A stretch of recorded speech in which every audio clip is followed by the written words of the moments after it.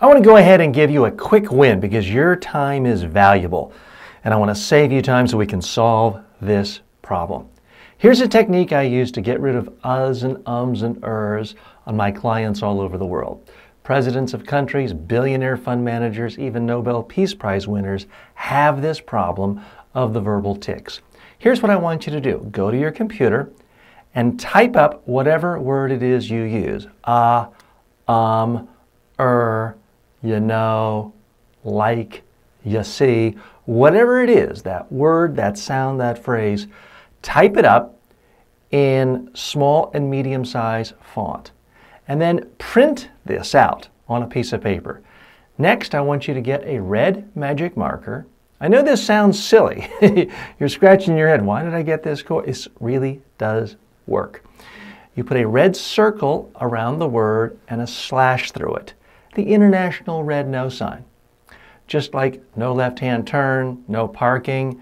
Now it's no no no So then what you do is you cut it out and then you just tape it to your cell phone, to your watch if you wear a watch, to your computer screen, to your iPad.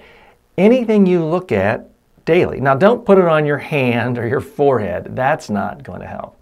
Something you look at. Here's what happens. After a day, when you say that verbal tic, that you're still aware of it, but you have this sort of Homer Simpson moment. You're aware of it.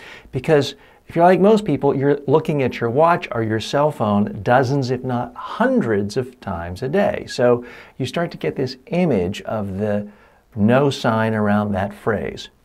After 2 or 3 days, when you start to say the or the image comes up. You almost catch it, but it still comes out of your mouth.